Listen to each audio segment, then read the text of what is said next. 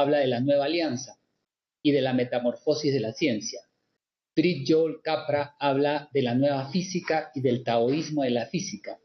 Eugene Wigner de cambios de segundo tipo. Eric Hans del paradigma de la autoorganización. Daniel Bell de la sociedad postindustrial. Habermas de la sociedad comunicativa. Yo hablaré por ahora del paradigma de un conocimiento prudente para una vida decente. Con esta designación quiero significar que la naturaleza de la revolución científica que atravesamos es estructuralmente diferente de la que ocurrió en el siglo XVI.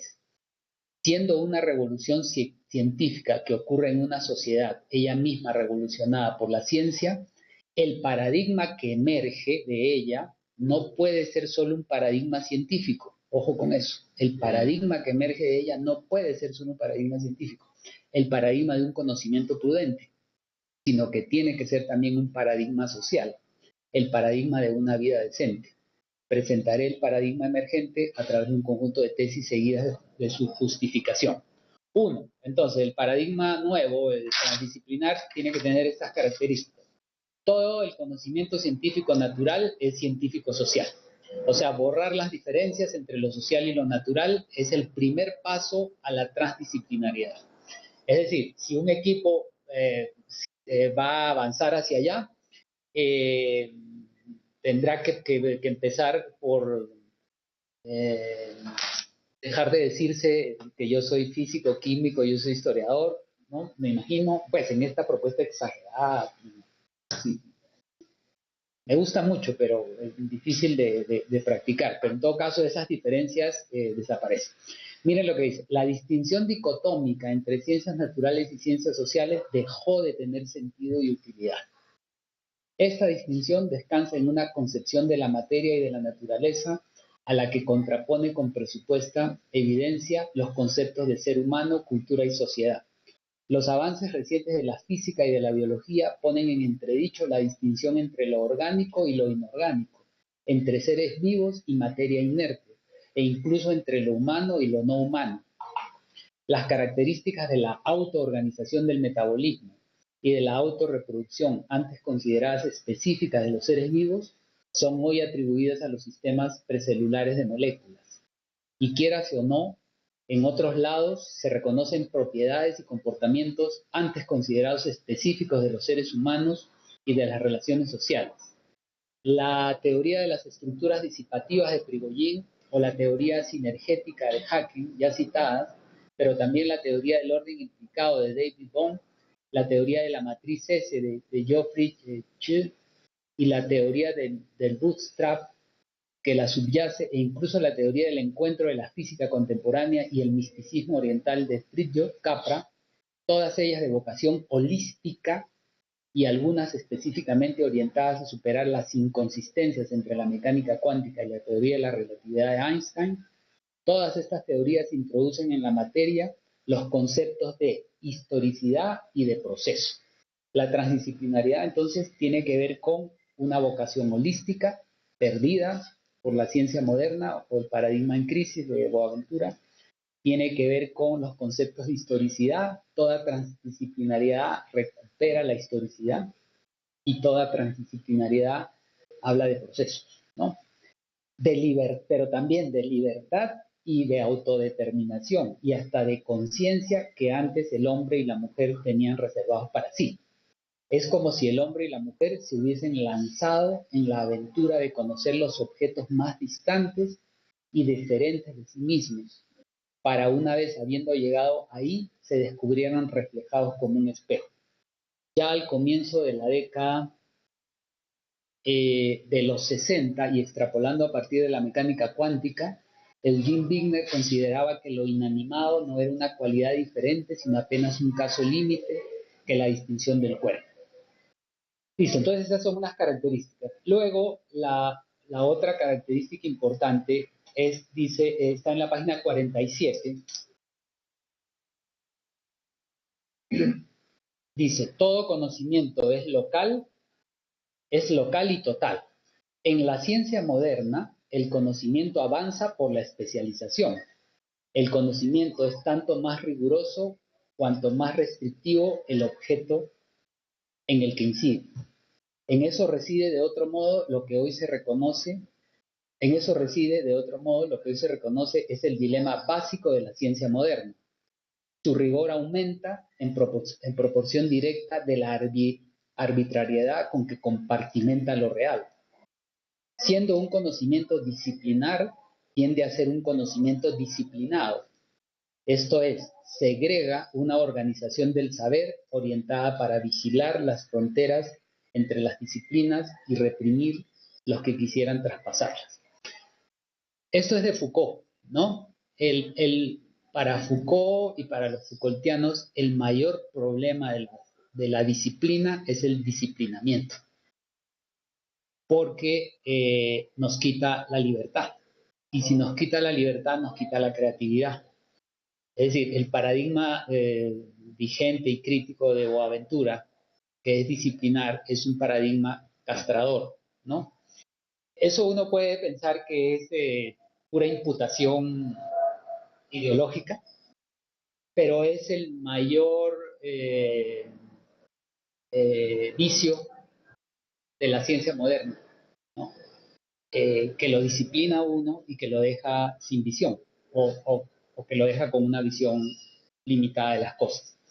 En cambio, la ida a la transdisciplinariedad sería el regreso, si es que antes lo hubo, el regreso a la libertad, ¿no? Sería romper con una disciplina impuesta incluso por un Estado, ¿no? Porque, claro, insisto, exacto, sí. Y romper con las universidades, con las estructuras institucionales vigentes, ¿no? Es toda esa discusión de si debemos tener departamentos o facultades, o, ¿no? ¿Cuál sería la organización administrativa conveniente? ¿Sí? Por ejemplo, no hay que obligar a los estudiantes, ¿no? Los estudiantes no tienen que leer lo que uno les diga, ¿no? Que lean lo que les convenga, lo que les suscita la clase. Y Rodolfo, No hay exámenes, no hay nada. ¿dónde quedaría el otro punto, el otro extremo? El de que esa libertad que se ha recuperado no derive también en un total caos o en un desorden. Claro, en una anarquía. Libertinaje epistemológico. Claro, eso es un riesgo, ¿no?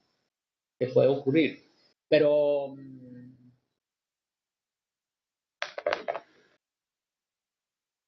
yo creo que Boaventura confía, como el marxismo en los años 70, en la convicción sobre los trazos centrales de la utopía, ¿no? Es decir, siempre que uno esté haciendo lo que esté haciendo en pro de la visibilización, en pro de darle voz a los oprimidos, a las clases, todo eso, uno está haciendo bien, ¿sí? O sea, no importa que no lea lo que el profesor no lee, sino lee lo que quiere, pero si ese leer lo que quiere lo hace con esa claridad, eso está bien. A mí me parece bien eso también, desde ese punto de vista, ¿no? Pero lo que no me gusta de Boaventura es que como que para él no hay alternativas, ¿no? Es decir, lo sensato, lo conveniente sería ir a su utopía de la ecología de saberes, ¿no? Que tiene que ser así, porque si no, no tienen sentido las ciencias sociales, ¿no? Ni ninguna práctica de conocimiento. Entonces, su rigor aumenta en proporción directa. Es hoy reconocido que la excesiva parcelación y disciplinarización del saber científico hace del científico un ignorante, miren lo que dice Boaventura, hace del científico un ignorante especializado y que eso acarrea efectos negativos. Esos efectos son sobre todo visibles en el dominio de las ciencias aplicadas, las tecnologías. En verdad, eso es cierto. En el mundo de las tecnologías es mayor la crisis de la disciplinariedad, ¿no? O sea, el que sabe de algo no sabe nada, y eso se ve mucho en la ciencia política, por ejemplo, se está convirtiendo casi en una tecnología, ¿no? Entonces, las tecnologías se preocupan hoy de su impacto destructivo sobre los ecosistemas. La medicina verifica que la hiperespecialización del saber médico transformó al enfermo en una cuadrícula sin sentido, cuando de hecho nunca estamos enfermos sino en general.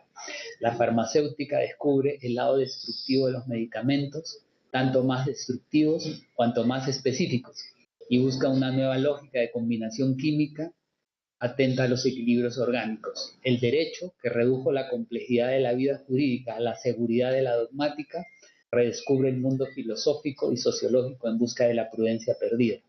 La economía, que legitimará el reduccionismo cuantitativo y tecnocrático con el pretendido éxito de las predicciones económicas, es forzada a reconocer delante de la pobreza de sus resultados que la cualidad humana y sociológica de los agentes y procesos económicos entra por la ventana después de haber sido expulsada por la puerta. Bueno, entonces, esa es una segunda característica.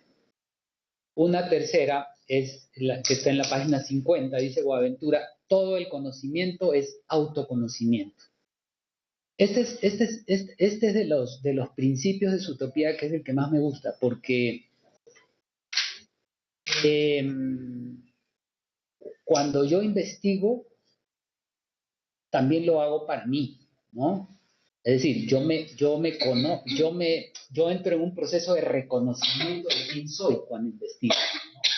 No es la disociación entre, la disociación que produce investigar para agregar conocimientos a una literatura o a un estado del arte, ¿no?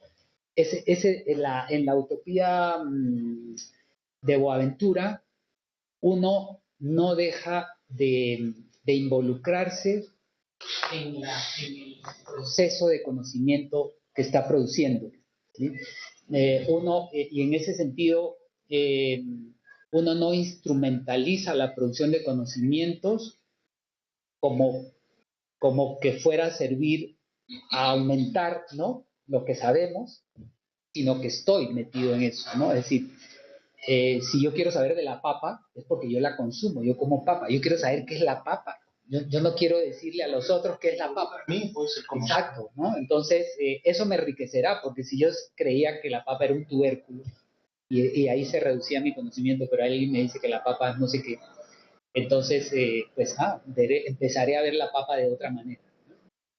Entonces, la ciencia moderna consagró al hombre en cuanto sujeto epistémico, pero lo expulsó, tal como a Dios en cuanto a sujeto empírico. Un conocimiento objetivo, factual y riguroso no toleraba la interferencia de los valores humanos o religiosos. Fue sobre esta base como se construyó la distinción dicotómica sujeto-objeto. No obstante, la distinción sujeto-objeto nunca fue tan pacífica en las ciencias sociales como en las ciencias naturales, y a eso mismo se atribuyó, como dije antes, el mayor atraso de las primeras en relación con las segundas. Al final, los objetos de estudio eran hombres y mujeres como aquellos que los estudiaban. La distinción epistemológica entre sujeto y objeto se tuvo que articular metodológicamente con la distancia empírica entre sujeto y objeto. Eso mismo se torna evidente si comparamos las estrategias metodológicas de la antropología cultural y social por un lado y de la sociología por el otro. En antropología, la distancia empírica entre sujeto y objeto era enorme. El sujeto era el antropólogo, el europeo civilizado, el objeto era el pueblo primitivo o salvaje. En este caso, la distinción sujeto-objeto aceptó o incluso exigió que la distancia fuese relativamente acortada a través del uso de metodologías que obligaran a una mayor intimidad con el objeto, o sea, el trabajo del campo inmediato. Entonces, en el mismo sentido, ser transdisciplinario o ser ecológico sería eso, sería volverse a sentir sujeto de conocimiento cuando uno estudia algo, ¿no? Uno no está fuera, sino está dentro, no es un sujeto externo a una experiencia cognitiva. Diría antes que no se aliena, ¿no? No está uno alienado de ese conocimiento, sino que... Exacto, no estás alienado. Ni eres el especialista o el experto, porque esas categorías te separarían, ¿no?, de tu reconciliación de la reconciliación necesaria del conocimiento con la vida y con la, por decir así, con la sociedad o con la historia. ¿Sí? Porque el problema como ya lo dije, el problema para Boaventura, el problema serio, es que la disciplinariedad nos separó, nos dejó fuera de la historia, fuera del discurrir, ¿no? de las cosas. Entonces hay que devolver la ciencia a la historia. Y para eso hay que dejar de ser experto, un poco como, ¿no? Experto como lo entendemos. Experto en el sentido como lo entendemos en práctica actualmente. Sí, claro, como el sabio de algo, ¿no? Que tiene una cantidad. El experto como el erudito, más que como el sabio, ¿no? El erudito que tiene un dominio, que todo lo sabe en un área, ¿no? Porque eso, pues, eso sería contraproducente. Sin que uno deje de tener esa ambición, digamos. Pero, ¿De ser erudito? pues sí, pudiéramos tener. No, yo creo que cambiaría, porque no, uno no tendría que ser erudito. Porque la erudición es el saber por el saber mismo. Y para Boaventura uno no tiene que saber por saber. Entonces, por ejemplo, entre los historiadores, que la erudición es un gran valor, ¿no? El historiador que lo sabe, que sabe toda la historia. Ese sería para Boaventura no sería un ecologista, ¿no? Más porque estaría equivocado, leyendo todo, acumulando conocimientos ¿no? Habla de todo lo que le piden y sabe todo y se remite a tal fecha y dice. Enciclopedia. O sea, el saber enciclopédico no es un saber ecológico, es un saber separador más bien, ¿no? De la vida, ¿no? Esa idea de que la vida está en el conocimiento es fundamental, ¿no? Es la vida. El saber es para la vida. Bueno, entonces ahí tienen una idea y para terminar quería mostrarles un poquito el otro proyecto que a mí estos dos me han impactado mucho en los últimos años, ¿no? Boaventura tan fuerte que es con esa voz a veces tan sugestiva, ¿no? Y tan precisa. Y creo que a uno lo conmueve. ¿Qué tanto impacto ha tenido la propuesta de Buenaventura? En muchos sitios. ¿Cómo ha sido recibida la propuesta? No, yo creo que hay en muchas partes. En la universidad de nosotros, por ejemplo, en Derecho, ¿no? Lo han invitado también y hay un centro de investigaciones donde tratan de llevar a la práctica la propuesta de Boaventura, ¿no? En Brasil, en muchos lugares. Lo que pasa es que no tiene tanta cabida en las universidades, quiero decir, formalmente, ¿no? Pero informalmente muchos profesores, no son muchos tampoco, ¿no? Digo, hay un sector importante que comparte esta idea. ¿No? ¿Y usted ha detectado cuál sería la principal crítica hacia la propuesta de él en este sector? Al que ¿Qué es lo que más se le critica a Boaventura? No, yo creo que hay un dogmatismo fuerte, hay una contradicción respecto de su principio de coexistencia de la diversidad, ¿sí? Porque yo creo que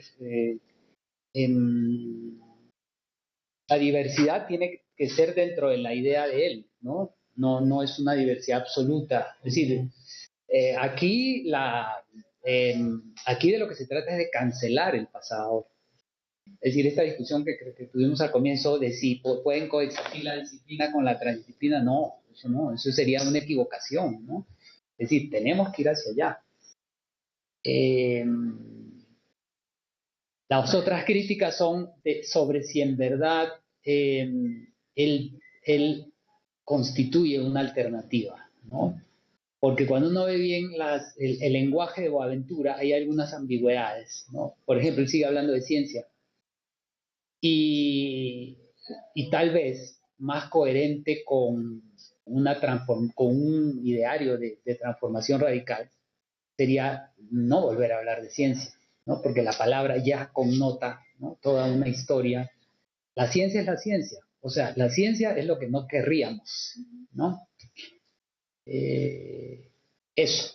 Los del giro descolonial lo cuestionan mucho porque todavía a Boaventura les parece muy etnocentrista, muy eurocéntrico, ¿no? pero miremos el giro colonial para... La participación. ¿Puede hablar, doctora Laura? Sí, bueno, para comentar sobre este punto que se mencionó antes del caso de la antropología, a últimas fechas o más recientemente ya no, o tratamos de no llamarles informantes a las personas con las que trabajamos, y ahora muchos utilizamos el término de interlocutores, esto en un reconocimiento de sujetos más que de objetos de estudio. Y también hemos incorporado esta distinción entre la visión ética y émic, tratando de entender la forma de pensar del otro, que viene siendo una propuesta desde Malinowski y su libro que escribió en 1922, donde da todo un sustento al trabajo etnográfico. Y me parece muy importante discutir este punto porque incluso cuando uno está en la escuela, está recibiendo estas ideas de que somos occidentales, de que hacemos ciencia, y luego cuando uno empieza a hacer trabajo de campo se encuentra con que existen otros sistemas de generación y transmisión de conocimiento, y esto nos ha llevado a reflexionar sobre que el conocimiento es un proceso que está histórica y culturalmente acotado. Entonces me parece muy importante pensar en estas cuestiones. Sería eso. Sí, sí, muy bien. Gracias. Hay una discusión injusta sobre que en la ciencia moderna no, ni siquiera están los atisbos de del nuevo proyecto, por decir así, ¿no? Pero como bien lo dijo, ¿cómo se llama? Laura. Como bien lo dijo Laura, claro que la sociología, la historia y cualquiera de las disciplinas contuvo históricamente lo otro, por decir así, lo nuevo, como se le quiera llamar, lo transdisciplinar, ¿sí? Es decir, hay como una idealización un poco perversa de la pureza disciplinar, ¿no? De las disciplinas. O sea, es como un poco, es como caricaturizar lo que fue la sociología, pensar que la sociología fue pura sociología positivista, ¿no? O fue pura sociología marxista. Lo que uno ve es que en general hubo una coexistencia, ¿no? Entre lo disciplinar y lo transdisciplinar, igual pasa en historia, en antropología, o sea, eso lo descubrió muy bien, o lo desveló muy bien Bourdieu, ¿no? Cuando volvió a estudiar a Durkheim o al mismo Max Weber y encontró que Durkheim no era tan positivista, ¿no? Como siempre o como Merton ¿no? Lo describió, él ya tenía otras, y los mismos antropólogos reconocieron en Durkheim, ¿no? Esa beta más cualitativa. Entonces es cierto, ¿no? Con lo cual, la propuesta de Boaventura podría pecar de caricaturizante, ¿no? Al referirse, ¿no? Al delinear lo que para él es la ciencia moderna, ¿no? Sí es cierto. También en cierto modo trastoca ciertos elementos que están presentes en una sociedad como muy rígida. Por ejemplo, Lo de Boaventura. Sí. Sí. Cuando él habla, por ejemplo, de emancipación, de un nuevo paradigma, pues desde luego está trastocando también Sí. elementos que están ahí Claro, presentes claro. en la sociedad actual, ¿verdad? Por eso lo que comentaba Gloria, ¿qué tan aceptado es? Puede ser que de manera informal sí lo sea, ¿verdad? Pero formalmente cuando entra en contacto con esas estructuras ya no lo es tanto, ¿no? Porque entonces choca también con una visión de la educación privada, ciertos elementos rígidos de un currículum y desde luego una postura política e ideológica de un Estado, ¿no? Claro, claro, ciertamente, sí. Es un poquito como Freire, por ejemplo, ¿no? Claro, con la pedagogía. Y de pronto choca también con ese paradigma. Y solo después de muchos años se fueron integrando y de manera muy, ¿qué diría yo? Pues digerida, ¿no? Estas propuestas alternativas, ¿no? Sí, eso es cierto. En todo caso, representan en la actualidad la ruptura del canon, la rebeldía, una conciencia sobre el adormecimiento que estaríamos padeciendo en las ciencias sociales, ¿no? Es decir, el contentarnos con lo que tenemos, ¿no? El estar satisfecho con las formas como producimos conocimiento, ¿no? Con los hábitos que nos caracterizan, con las formas de escribir, con las formas de hablar, con las formas de enseñar, ¿no? Eh, yo rescato mucho eso. O sea, yo rescato la dimensión utópica de las ciencias sociales, ¿no? Las ciencias sociales tienen que ser utópicas, ¿no? Las ciencias sociales no pueden definirse como un elemento más de este mundo o de este sistema, ¿no? Yo las veo como una posibilidad, ¿no? Como la apertura de una posibilidad. Entonces, en eso estoy totalmente de acuerdo con Boaventura. Uno no... Es que, si no, ¿cómo se justifican las ciencias sociales? Las ciencias sociales no se pueden justificar como la ingeniería y como la misma economía. Hay unas necesidades orgánicas para esas disciplinas, ¿no? Se necesitan ingenieros. Pero cuando uno se pone a pensar si se necesitan sociólogos, hasta los mismos historiadores, uno puede tener dudas.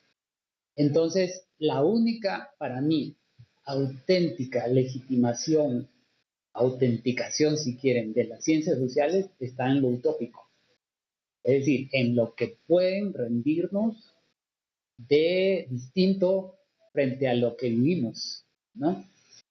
Porque si yo convierto la sociología, como lo dije de la ciencia política, en una tecnología que va a servir, y en ese sentido en una profesión, ¿no?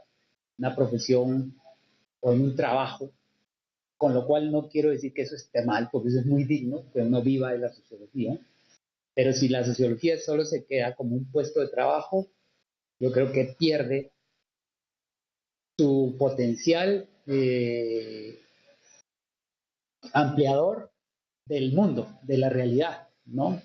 Entonces, y ahí creo que se justifican, porque quien ve las ciencias sociales como dando cuenta de que las cosas pueden ser distintas, eso las vuelve atractivas. En cambio, si la sociología lo único que hace es confirmar lo que sabemos, ¿no? Eso no a nadie la atrae. Entonces, para terminar, en estos proyectos la transdisciplinariedad está untada, ¿se dice? Ungida, ¿no? De utopía, ¿no? Y en ese sentido de insatisfacción con las formas de proceder dominantes. Por eso, y para beneficio del grupo, de acá del equipo, pues es una cosa que hay que pensar, pero no en el sentido de si me vuelvo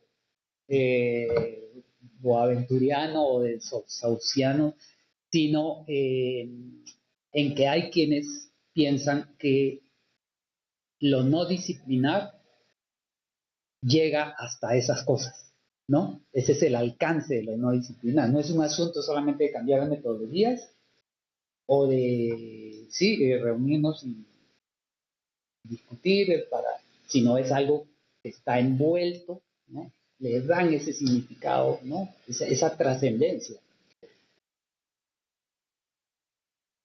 Eso me parece muy bueno, ¿no? Pensar así.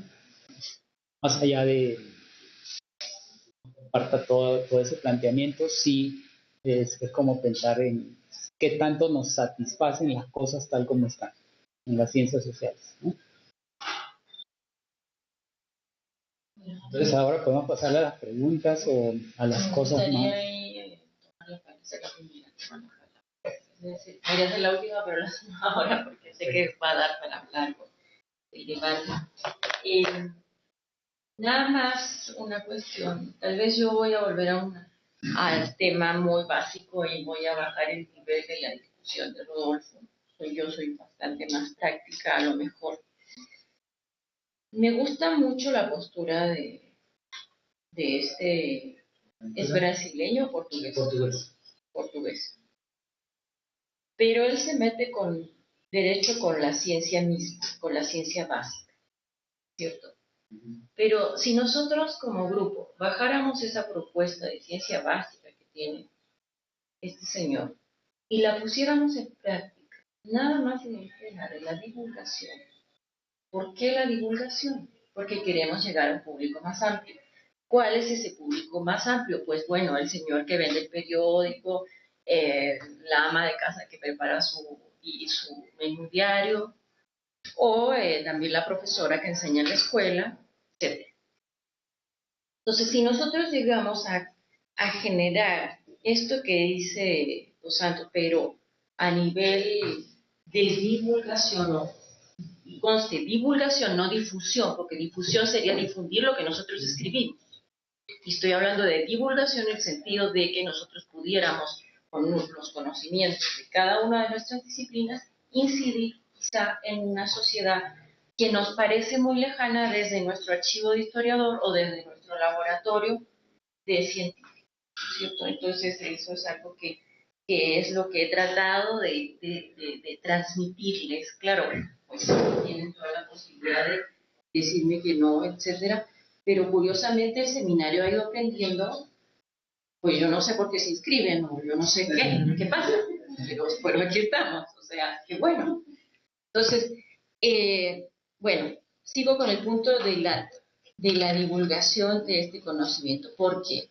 Porque la alimentación hoy en día es una cuestión muy grave, presente y que debemos asumir desde muchos ángulos, ¿cierto?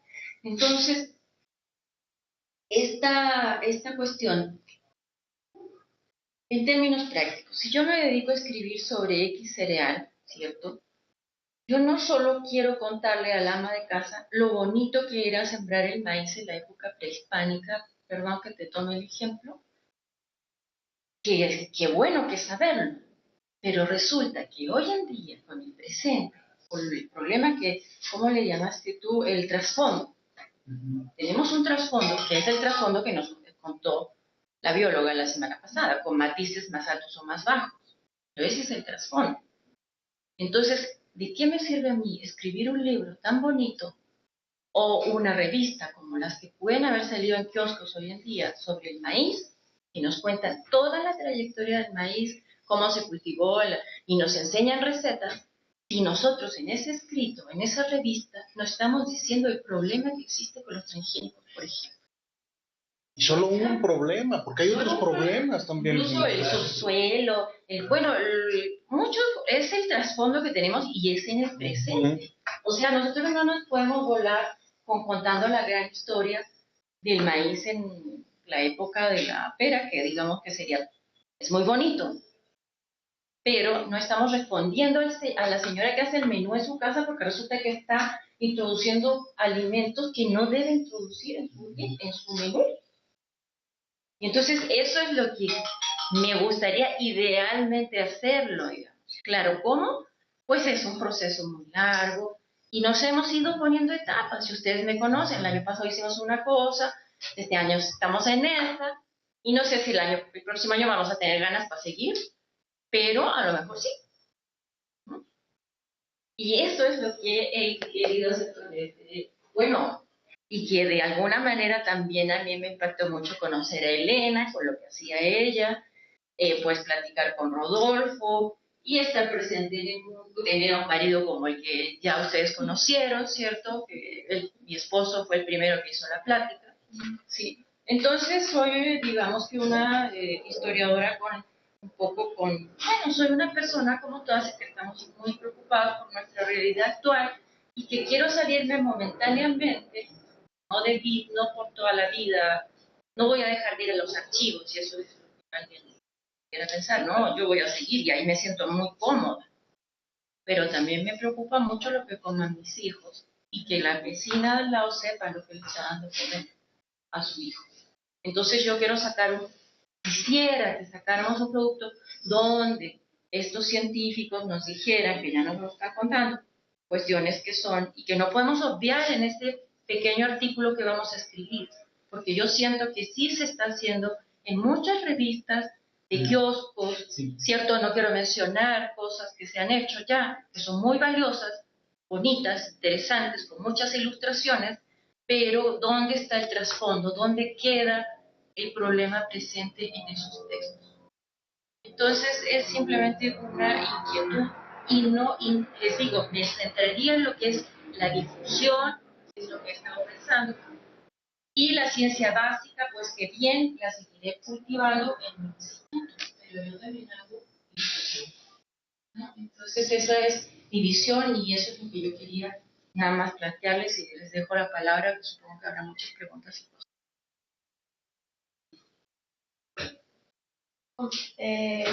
Reflexionando un poco sus palabras, al final es una preocupación, ¿no? Entonces yo entendería que sería desde la postura de cada uno, bueno, desde nuestra formación, tener una participación más activa dentro de la sociedad, ¿no? Estar más presentes y llegar a través de la difusión podemos hacerlo como científicos. De difusión, claro, ahí cada quien también podrá tomar otras posiciones y otras acciones. Claro. Desde la academia yo solo puedo hacer difusión. Desde mi casa no puedo hacer otras cosas. Pero desde aquí del Mora solo puedo hacer difusión. Y eso lo tengo claro. Aló. Elena. Aló. Elena, bueno, lamentablemente hemos estado entrecortados. No sé si ahora me oyen. Sí. No. Hemos estado entrecortados desde el receso. Y creo que ahora se volvió a parar. No, estás bien. No, estás bien. Ah, bueno, perfecto. Entonces me he quedado muy corta en poder entender la interpretación que Rodolfo nos trae y, por ejemplo, me encantaría si él nos puede ampliar el tema de la utopía, que lo presenta como una alternativa muy positiva a asumir la interdisciplinaridad. El tema es que si no lo cuenta, a lo mejor se me interrumpe y no lo oigo porque he oído todo perfectamente entrecortado. Pero un poco llegando a nuestro tema del seminario, me parece, y estaba retomando ahora, lo que Enriqueta nos presentó y nos animó para conformar el seminario y participar en Chile, que es la definición del seminario, de la propuesta del simposio. Y de todas maneras tenemos ingredientes muy interesantes, que es participar un poco desde América Latina, que ya nos está dando como una posición, digamos, que se sale de la disciplinaridad y nos está uniendo por razones particulares, y esas tienen que ver con las razones políticas que también nos ha enunciado Rodolfo en la presentación como uno de los ingredientes importantes de la ética que nosotros ya hemos empezado a definir. En esa presentación del simposio también se habla entonces de cómo nuestro objetivo tiene que ser, o sea, nuestro planteamiento va a ser sobre esos alimentos un poco abandonados, que no conocemos precisamente, que no se han retomado, que van a ser esos alimentos ancestrales o antiguos. Y también se planteaba en ese simposio el tema de la urgencia, de que fueran saludables, que nos permitieran tener una relación mejor con el medio ambiente. Entonces pienso que ahí ya hay un planteamiento que se sale, digamos, de la disciplina de cada uno de nosotros y convergemos en estos planteamientos fuera de ellos. Entonces me gusta mucho que podamos ahondar desde cada uno de nuestros proyectos. Yo, por ejemplo, creo que estoy hablando desde la antropología, la arqueología.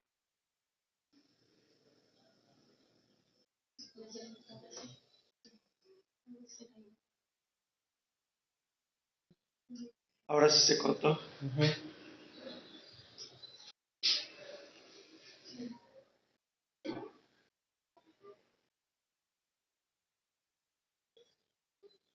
Le escribiste que le avisaste, digamos. ¿Quién está hablando? Elena. Sigue conectada. Nos debe estar escuchando. Elena, no te oímos.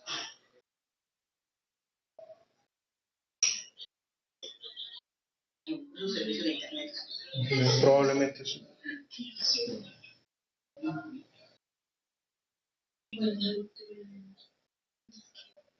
Bueno, en lo que conectamos nada, pues, bueno, este asunto de producir el conocimiento, yo creo que llegamos al punto del conocimiento no se crea ni se destruye, solo se transforma, sinceramente. No sé, como que siento que así ya es muy utópico y que en el texto de Sousa, ¿no? Sí, de Sousa, sí. O sea, como que se asoma un purismo, ¿no? No sé, un poco, a lo mejor, como hay una problemática, como que no hay cambios ni concesiones en estas propuestas.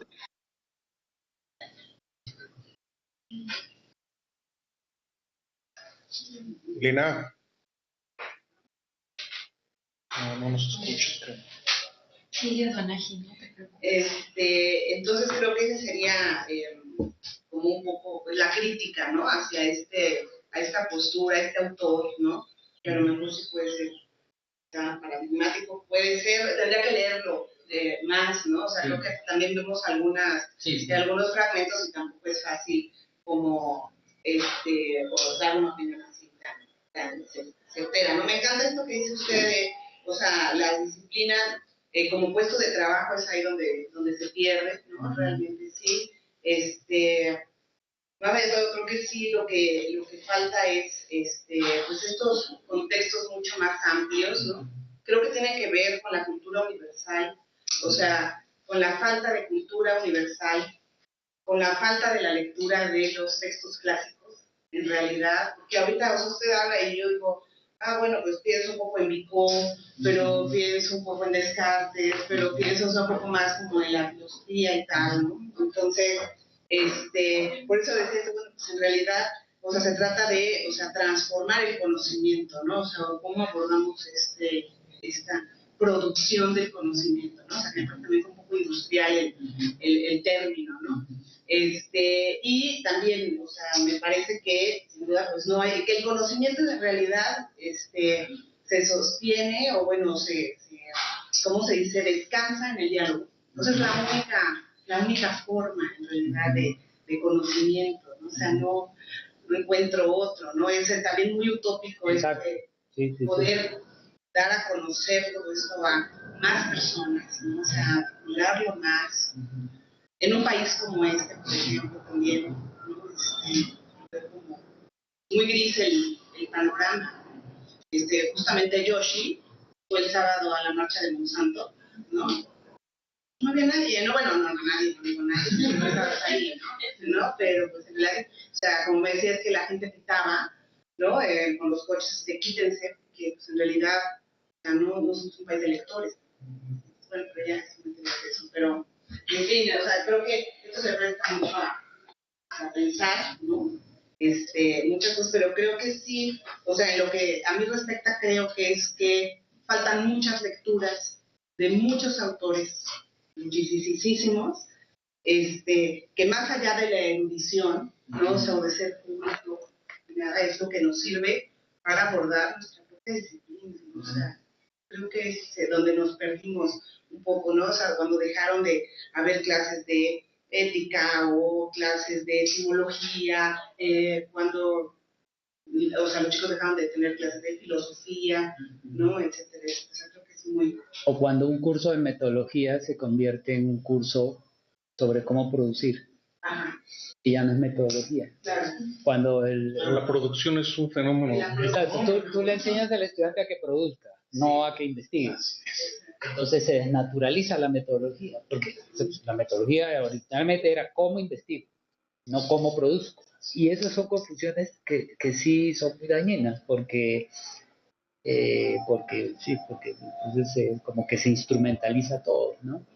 Entonces, sí, en algunos casos la transdisciplinaridad puede suponer estos proyectos un retorno, ¿no? A cosas que ya teníamos, y así de fácil.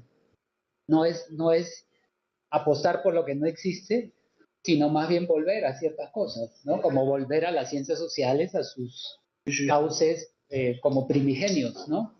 A la misma ciencia moderna, ¿sí? Que no era un proyecto disociado del resto, ¿no? Del mundo, ¿no? Sino que surgió de cosas prácticas, ¿no? Entonces, sí, claro, es como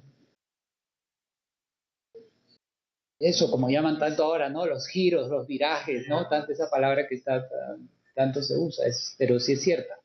Ya se volvió a conectar en la pantalla. Sí. Elena, ¿puedes tomar la palabra? Gracias. Ya no quedaste con la propuesta del Congreso en Chile, creo que ahí quedamos, si no me equivoco. Y mira, yo quería resaltar que hay definiciones que ya tú nos habías mostrado en la propuesta Chile. Teníamos como propuesta el trabajar un alimento ancestral porque nos llamaba la atención que todos los países y los latinoamericanos teníamos, digamos, el interés de conocer estos alimentos antiguos, y allí es donde entraría ese planteamiento político porque nos interesaba reivindicarlos, porque posiblemente a partir de ellos podríamos ver la relación que tienen con el medio ambiente, con el tema de alimentación en el mundo y en nuestros países. Entonces, pues me parece muy importante destacar que se presenta este proyecto y parte ya de ese atributo, o bueno, de esa posibilidad de estar pensando en una problemática común que a partir de nuestros escritos seguramente podríamos aportar sobre ello.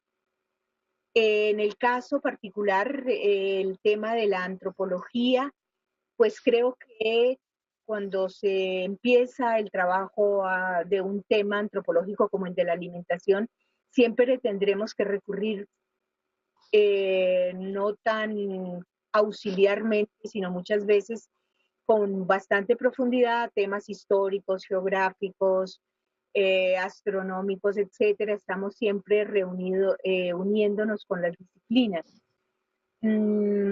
Me parece que el tema que hemos escogido o que tengo en el capítulo con las compañeras que estamos trabajando, los de los tubérculos, pues podría uno pensarlos un poco también como estos alimentos que en el caso de la papa y los tubérculos andinos que yo trabajo, son alimentos proscritos, son alimentos que nos han prohibido porque podrían ser engendros del demonio descritos en el siglo XVI de esa manera.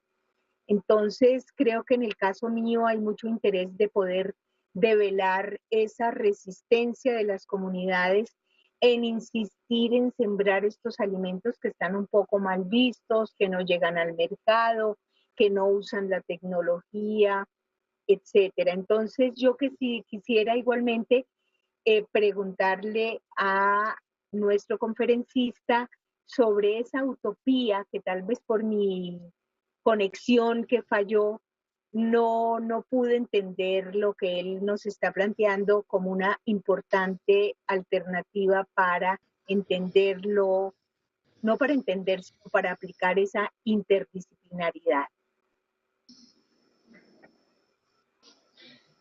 No, el planteamiento se reduce a la idea de que conocer no es solo mostrar lo que es, sino también lo que puede ser.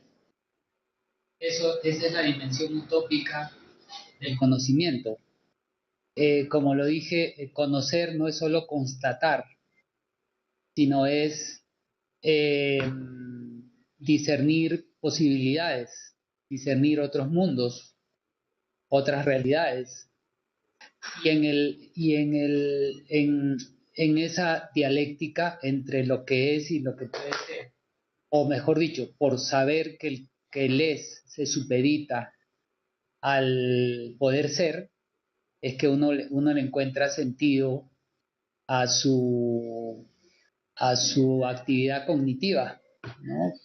O sea, no es contentarse con confirmar, ¿no? Porque así el conocimiento sería limitado y conformista, valga ahí también la redundancia. El conocimiento no puede ser conformista, sino que tiene que ser conformista para conformista, confirmando, pero confirmando para mostrar que las cosas pueden ser diferentes. Entonces, por ejemplo, si ha habido tubérculos que han sido, por decir así también, marginados, uno puede, con un escrito sobre esos tubérculos desconocidos, volverlos como a la vida, ¿no? Volverlos como al circuito de la historia. Y ya con eso estaría mostrando que el mundo puede ser, es decir, el mundo también pudo haber sido como yucos, ¿no? No solo con papas o con, ¿no? Es decir, también hay otras cosas aparte de la papa, ¿no? Pero que, entonces, un niño que lea eso sabrá que el mundo de los tubérculos no se reduce a la papa, sino que hay 5 cosas distintas que se llaman también tubérculos. Y eso ya sería fantástico en términos utópicos, ¿no? Porque habríamos... Las propiedades alimentarias. Exacto. Entonces a la gente se le amplía la mente, porque sabe que puede consumir. Claro, tal vez en México haya unos, ¿no? En Ecuador haya otros, pero igual... Y tanto así que hasta pensando en términos ya mercantiles, uno con un artículo de esos podría generar una dinámica, ¿no? De mercado, de modo que Ecuador exporta sus tubérculos desconocidos, ¿no? A México y México para allá, y entonces la realidad cambia totalmente. Entonces eso, ¿no? Esa es, yo creo, el mensaje de esa idea del utópico, ¿no? El utópico en el conocimiento. Bueno, entonces vamos.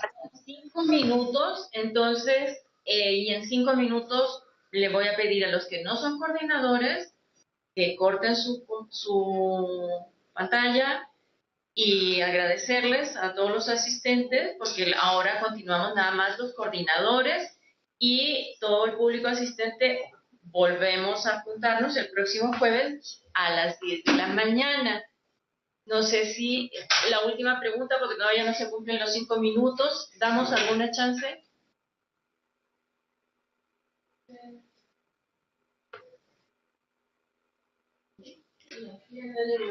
Disculpen, colegas, pero es que también los tiempos hay que respetarlos. Entonces, mucho gusto de haber estado con ustedes y ahora continuamos nada más con los coordinadores y que no se preocupen porque ellos transmiten las cosas a cada uno de sus grupos. ¿Sí?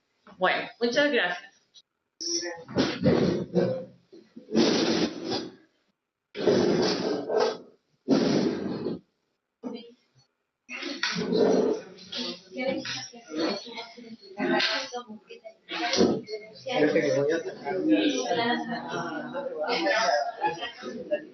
Sí, claro, como investigadora, pero siempre. Ok. Sí, yo me quedo todavía un ratito. Me va a tocar. ¿No te quedas, Gloria? No soy coordinadora. Quédate. Sí.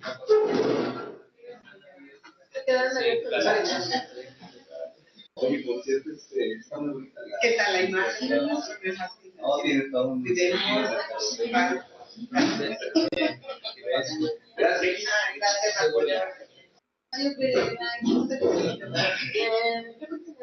Sí, estaba una compañera guapense, sí, la que va a trabajar sobre aguacate. No, ya la conocimos.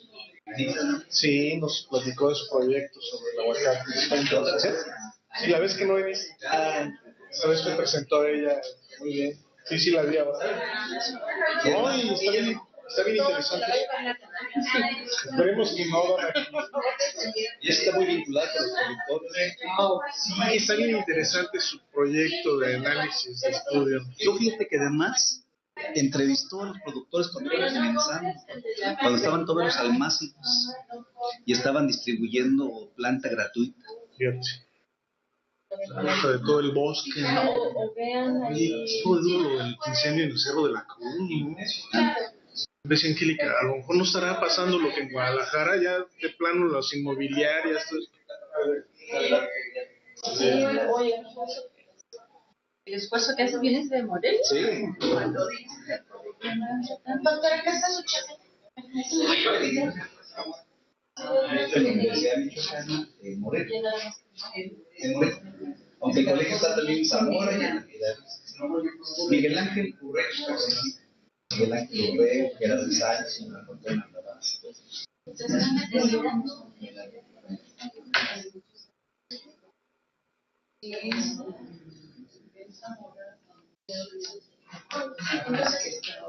Pues tenemos ahí. Sí, si hay alguna novedad.